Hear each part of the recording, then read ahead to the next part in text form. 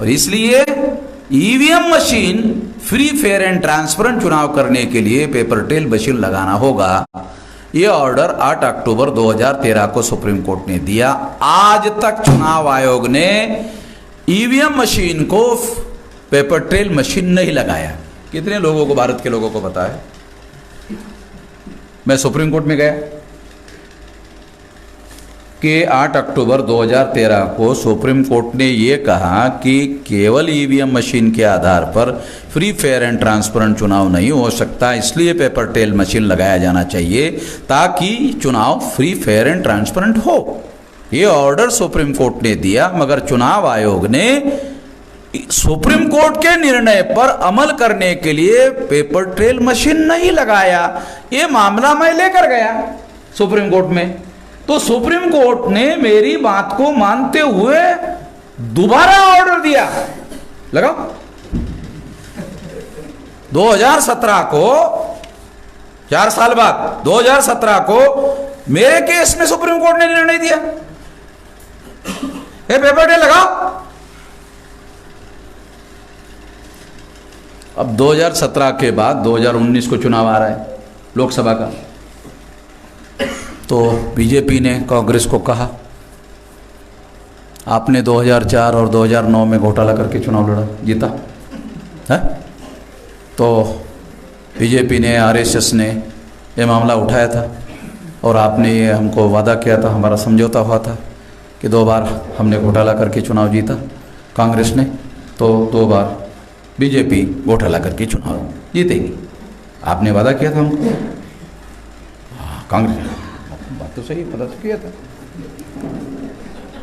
कांग्रेस ने सरकार तो आपकी है ना, आप कर लो, हम अगर आपको विरोध करें तो बोलना, हम तो विरोध नहीं कर रहे, आप करो ना, सरकार आपकी है ना, 14 को आपकी सरकार है, प्रधानमंत्री आप है, 19 को आपको चुनाव जीतना है, हम विरोध कर नहीं रहे हैं, करो। नहीं, अभी आपकी टांग नहीं है, वो वामन मेश्राम की टांग है, वहां बहुत मजबूत टांग है, वो अकेले नहीं हम उसको हटा सकते, क्योंकि मैंने 17 में टांग अड़ा दिया, और वो कांग्रेस की टांग नहीं थी, वामन मेश्राम की टांग थी। मैं आप लोगों को थोड़ा सा यही, मैं वो सारे देश भर में यही तो बताने के लिए निकाल रहा था। 365 दिन तो लोगों को सारा पता चल जाता, सारी बदमाशियां मैं इनको बताता कि कितने कानून का उल्लंघन इन्होंने किया ईवीएम मशीन लगाकर। ईवीएम मशीन कानूनन लागू ही नहीं की जा सकती, इतने मेरे पास में डॉक्यूमेंट्री एविडेंसेस है। ईवीएम मशीन लागू करना एंटी कॉन्स्टिट्यूशनल है। वो सारी बातें मैं सारे परिवर्तन यात्रा में बताने वाला था। अब मैं ये बात इसलिए क्यों बोल रहा हूं कि अगले बार स्टालिन को वहां से वो जैसे मायावती को और अखिलेश के साथ उन्होंने किया, हमारे सामने उदाहरण है, वैसा ही व्यवहार स्टालिन के साथ होने वाला है। और जो जयललिता की पार्टी AIADMK है उसको लाएंगे वो, तो जयललिता की पार्टी बीजेपी के समर्थन में अभी भी है, जयललिता मर गई मगर वो जो AIADMK है वो वहां बीजेपी के साथ में है।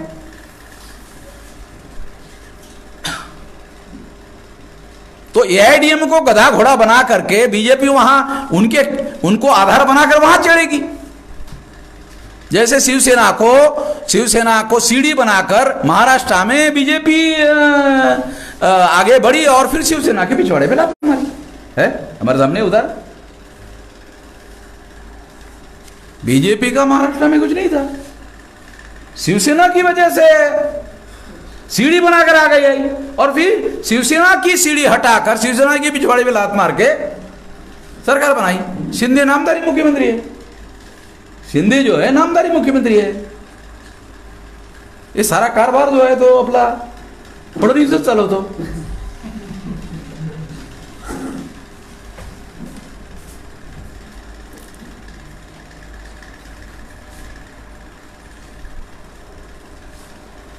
तो मैं आप लोगों को जो बात समझाने का प्रयास कर रहा हूं कि ईवीएम मशीन के द्वारा फ्री फेयर एंड ट्रांसपेरेंट चुनाव नहीं हो सकता और मेरे पास तमाम प्रकार के कानूनी आधार है।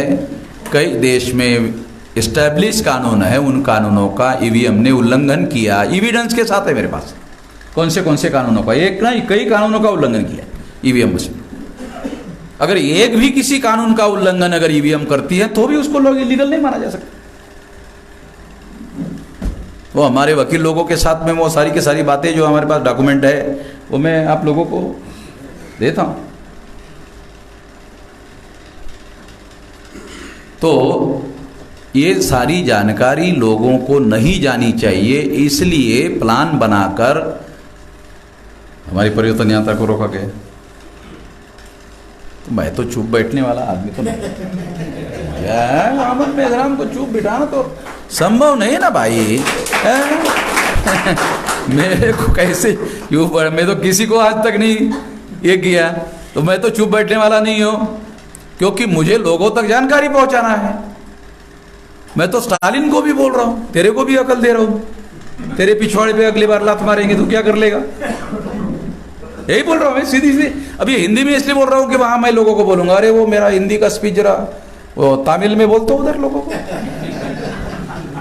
इधर लोग हैं मेरे, तो उसके बाद पहुंच रही तो क्या कर लेगा? तो मैं ये कहना चाहता हूं कि ईवीएम मशीन के माध्यम से इस देश में लोकतंत्र की हत्या कर दी गई है, और इस वजह से पहले सबसे ज्यादा, जैसे मैं अभी कह रहा था आपको, सुप्रीम कोर्ट क्या कह रहा है, दोबारा रिपीट करके, क्योंकि वो आपकी बात समझ में आए कितनी नहीं है, वो दोबारा रिपीट करके बताता हूं। सुप्रीम कोर्ट क्या कह रहा है?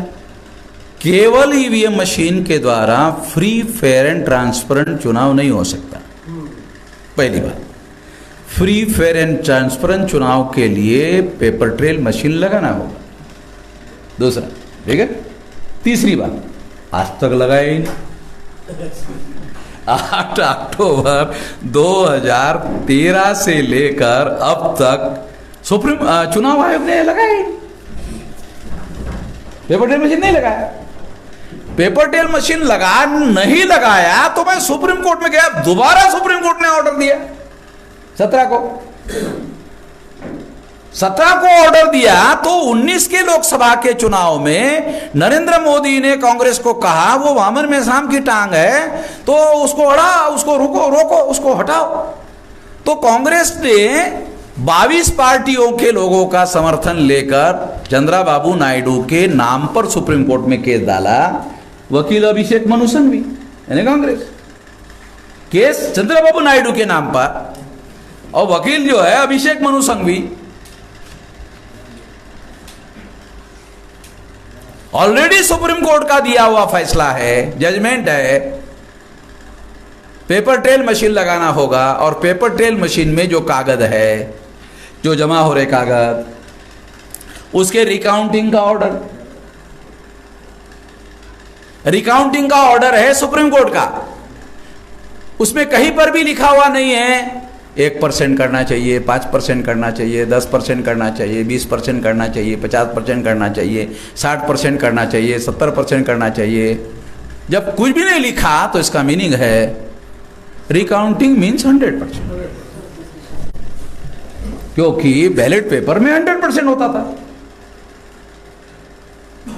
मैं जो मेरे पास जो कॉमन नॉलेज है, जो कॉमन सेंस है, उसके आधार पर इंटरप्रेट कर रहा हूं। वकील मतलब ये कानून को भी इंटरप्रेट करने के लिए थोड़ी बहुत मैं वकीलों के साथ 10-20 साल से सलाह मशवरा करते अभी मुझे थोड़ा वकीलों से थोड़ा सा ज़्यादा ही जानकारी हो गई है। एप्लीकेशन ऑफ लॉ, मुझे किस चीज़ का ज़्यादा जानकारी हो गई? एप्लीकेशन ऑफ लॉ की मुझे जानकारी कम, मगर एप्लीकेशन ऑफ लॉ, कानून को कैसे अमल में लाया जाए, इस रेफरेंस में मैं सोचता रहता हूँ। तो इसके आधार पर मैं ये बता रहा हूँ, इसके आधार पर ये जानकारी दे रहा हूँ कि सुप्रीम कोर्ट में ये जो मामला गया और सुप्रीम कोर्ट ने मेरे फेवर पर निर्णय दिया, पेपर ट्रेल मशीन लगाना होगा। 17 को दिया, 19 को लोकसभा का चुनाव है। उसके पहले कांग्रेस ने फरवरी 2019 को सुप्रीम कोर्ट में गया और 8 अप्रैल 2019 को लोकसभा का चुनाव होने के पहले मई में चुनाव था। तो 8 अप्रैल 2019 को सुप्रीम कोर्ट ने निर्णय दिया मिलान करने का। कांग्रेस ने डिमांड किया 50% पर्चियों का ईवीएम मशीन के साथ मिलान करो। अब ईवीएम मशीन क्या है? ईवीएम मशीन के पास इलेक्ट्रॉनिक रिकॉर्ड है जो आंखों से दिखाई नहीं देता है। कोई समझ है? आप लोगों को समझ में आ रहा क्या बोल? इलेक्ट्रॉनिक वोटिंग मशीन में इलेक्ट्रॉनिक डाटा है जो आंखों से दिखाई नहीं देता। जो पेपर ट्रेल है वो आंखों से दिखाई देता है। पेपर ट्रेल आंखों से दिखाई देता है। तो इसका 50% मिलान करो, ऐसी मांग अभिषेक मनु संघवी ने 22 पार्टियों के द्वारा सुप्रीम कोर्ट में की। मेरा क्या कहना था, अबे पहले से 100% रिकाउंटिंग का ऑर्डर है तो तू 50 की मांग क्यों कर रहा? ऑलरेडी सुप्रीम कोर्ट का ऑर्डर है पेपर ट्रेल में कि 100% रिकाउंटिंग करो। ऑलरेडी 100% का 100% का रिकाउंटिंग का ऑर्डर होने के बाद तू 50% की मांग क्यों कर रहा है? हो गया 50% की मांग किया, सुप्रीम कोर्ट ने 1% माना, वो भी उस्ताद।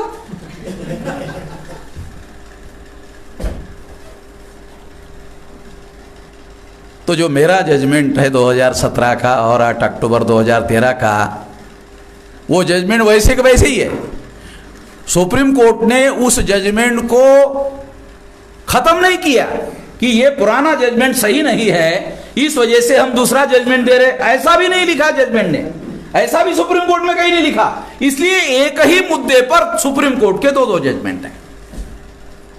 अभी ये मामला में सुप्रीम कोर्ट में लेके जाना होगा कि एक ही मुद्दे पर ये दो जजमेंट है। सुप्रीम कोर्ट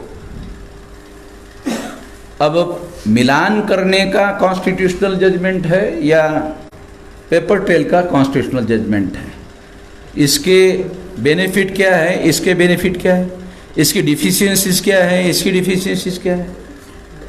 ज्यादा बेहतर जजमेंट कौन सा है? तो मेरे पास डॉक्यूमेंट्री एविडेंस है। चुनाव आयोग का क्या कहना है? पेपर ट्रेल के रिकाउंटिंग में ज्यादा समय लगता है। हरामखोर, चुनाव आयोग को कह रहा हूं, तेरे को ज्यादा समय लगता है, नहीं लगता है, इसके लिए संविधान निर्माताओं ने कोई पावर दिया कि कम ही समय में कर दो? संविधान निर्माताओं ने ये लिखा कि तुमको फ्री फेयर एंड ट्रांसपेरेंट चुनाव करने के लिए अधिकार दिया। अबे महीना लग जाए, 2 महीना लग जाए, तुम अनाउंस करते हो फरवरी में और रिजल्ट निकालते हो जून महीने में, समय नहीं लग रहा है? हरामखोरी की हद हो गई। अगर तुमको काउंटिंग को 8 दिन लग रहा है तो पहले 8 दिन डालना, पहले 8 दिन डाल दे। आए समझ में मैं क्या बोल रहा हूं? अगर तुम फरवरी, मार्च, अप्रैल, मई, जून में रिजल्ट आ रहा है, हो गया 5वां महीना, इतनी लंबी तुम चुनाव प्रक्रिया चला रहे हो, इतना लंबे देर तक चुनाव प्रक्रिया चला, अभी इसमें 8 दिन और डाल दे। 5 महीने तो चला ही रहा है, तू पहले से इंक्लूड कर दे कि ये रिकाउंटिंग को 8 दिन लगने वाला है, डाल दे। तो पहले से जब 5 महीने लगा रहा है तो 5 महीने 8 दिन होगा। जब तू पहले से 8 दिन डाल देगा तो तेरे का भी दिमाग में कंफ्यूजन नहीं रहेगा कि ज्यादा समय लगेगा, क्योंकि पहले से इंक्लूड है। जब तू 2-4 महीने लगा ही रहा है तो 8 दिन और लगा ले। ऐसा नहीं कर रहा। यानी सुविधाजनक, उनके लिए जो सुविधाजनक है वो डिले है, उससे 8 दिन डिले होगा, रिकाउंटिंग करेंगे तो डिले होगा। ये तो लॉजिक बन नहीं रहा। ये कोई लॉजिक बन रहा है? लॉजिक तो बन नहीं रहा। क्यों? जल्दी चुनाव का रिजल्ट आना चाहिए, इसके लिए संविधान निर्माताओं ने तुम्हें कोई पावर नहीं दिया कि तुम्हारी जिम्मेदारी है कि तुम जल्दी चुनाव करवाओ, जल्दी रिजल्ट लगवाओ। तुमको क्या काम दिया? फ्री, फेयर एंड ट्रांसपेरेंट के लिए तुमको ये ऑटोनॉमस स्टेटस दिया गया है, ये तुमको पावर दिया गया है। तुम्हारी जिम्मेदारी ये है, तुम 8 दिन नहीं 15 दिन ज्यादा लगाओ, मगर भारत की प्रजा को इंश्योर करवाओ कि चुनाव फ्री, फेयर एंड ट्रांसपेरेंट हो, तब तो माना जाएगा कि तुम अपनी ड्यूटी निभा रहे हो। अभी मेरे पास नई जानकारी आई है कि जब से बैलेट पेपर खत्म हो गया और जब से इलेक्ट्रॉनिक वोटिंग मशीन आया, तब से बैलेट पेपर जब तक था तो बैलेट पेपर छपवाने से लेकर बैलेट बॉक्स के बनाने तक, रिकाउंटिंग तक, और वो उसके बाद जो डाटा बचता था बैलेट पेपर का, वो सारी प्रक्रिया पर 100% कंट्रोल चुनाव आयोग का था। ईवीएम मशीन के ऊपर 100% कंट्रोल चुनाव आयोग का नहीं है। अमेरिका से चिप आ रही, जापान से चिप आ रही है, वो कोई चुनाव आयोग को पता ही नहीं वो चिप में क्या है। रिकॉर्डेड बात बोल रहा हूं वकील साहब, चुनाव आयोग को वो देखने का अधिकार नहीं उसके अंदर क्या है। इसका मतलब है जब से ईवीएम मशीन आई है, बैलेट पेपर और ईवीएम मशीन अगर कंपैरेटिव हम स्टडी करते हैं तो हमें यह सिद्ध होता है कि बैलेट पेपर पर 100% कंट्रोल उसकी सारी व्यवस्था पर चुनाव आयोग का था। जब से ईवीएम मशीन आई है तब से चुनाव आयोग का 100% कंट्रोल नहीं है। तो फिर किसका कंट्रोल है? सेंट्रल गवर्नमेंट का। तो प्रचार में यह आ रहा है कि चुनाव आयोग चुनाव कंडक्ट कर रहा है, मगर उसकी सारी परचेसिंग और सारा का सारा कुछ मामला जो है वो सरकार कर रही है। मशीन बनाने से लेकर, मशीन खरीदी करने से लेकर बहुत सारी बातें जो है वो सारा का सारा सरकार कर रही है। और जब सरकार कर रही है तो सरकार को जैसे मशीनें चाहिए, जैसे चिप चाहिए, वो सरकार बना रही है। इसका मतलब है चुनाव आयोग के नियंत्रण में नहीं है। अगर चुनाव आयोग के नियंत्रण में नहीं है तो चुनाव आयोग किस आधार पर फ्री, फेयर एंड ट्रांसपेरेंट चुनाव करवाएगा, जिसकी जिम्मेदारी चुनाव आयोग को लगाई गई है। बहुत फंडामेंटल बात वकील साहब बता रहा हूं, समझ रहे हैं?